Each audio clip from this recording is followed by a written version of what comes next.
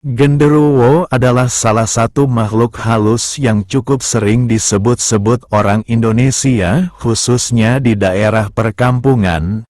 Tapi seperti apa asal-usulnya?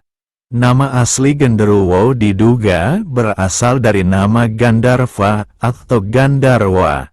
Dulu di saat tanah Nusantara ini masih kental dengan nilai-nilai Hindu dan Buddha, masyarakat setempat sudah mengenal dengan nama Gandharva, suatu makhluk tidak kasat mata yang bertugas sebagai pembawa pesan dari para dewa dan pemusik surgawi.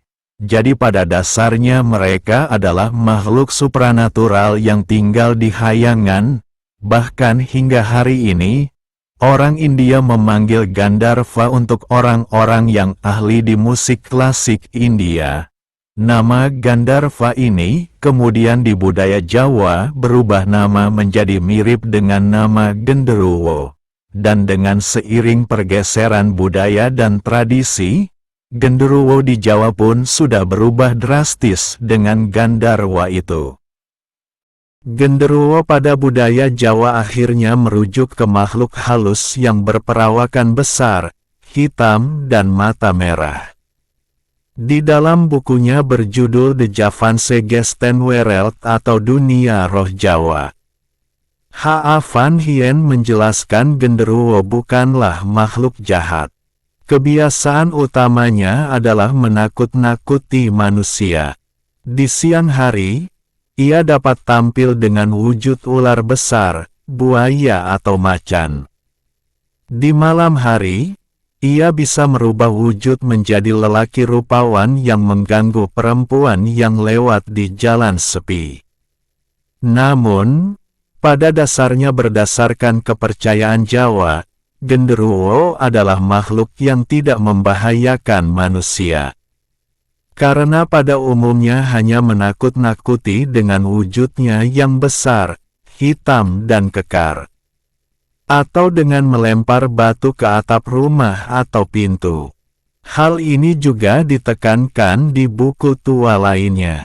The Religion of Java yang versi bahasa Indonesianya dicetak dengan judul Abangan, Santri, Priayi, dalam Masyarakat Jawa karya antropolog Clifford Geertz. Clifford mewawancara dan meneliti masyarakat Jawa di tahun 1950-an. Menurut isi bukunya, genderuwo pada dasarnya tidak ada niat jahat dan tujuannya adalah untuk menakut-nakuti. Pada suatu ketika, Pak Paidin tiba-tiba terjatuh dari jembatan selagi berjalan. Ketika ia terjatuh ke air, sesosok menahan tangannya. Dengan bahasa Jawa kuno atau klasik, sosok itu bertanya apakah Paidin baik-baik saja. Namun, menurut Clifford, betapapun genderuwo menyukai lelucon, makhluk ini juga berbahaya. Seringkali mereka muncul dalam wujud orang tua, kakek, anak, atau saudara kandung sambil berkata, "Hai, ayo ikut aku." Jika orang tersebut menuruti ajakannya, maka dia akan menjadi tidak terlihat.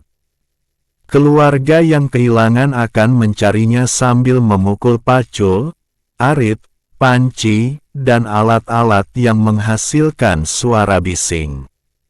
Suara gaduh itu akan mengganggu genderuwo sehingga mungkin mau melepaskannya.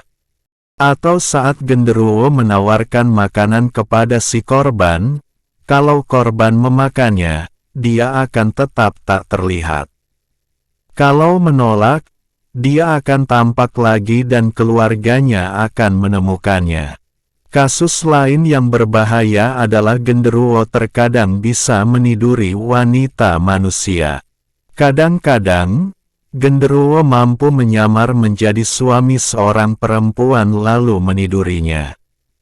Maka, lahirlah anak yang menyerupai raksasa. Berdasarkan catatan Clifford, dia mendapatkan informasi di Mojokuto, ada seorang yang tampangnya besar, hitam dan bentuknya aneh, yang konon dipercaya hasil dari genderuwo dan manusia. Usianya hanya sampai usia 16 tahun, lalu meninggal. Belakangan di tahun 2013, Indonesia juga sempat dihebohkan oleh Wagini yang mengaku anak genderuwo dari Alas Purwo, Banyuwangi, Jawa Timur yang bahkan sempat tampil di beberapa televisi nasional.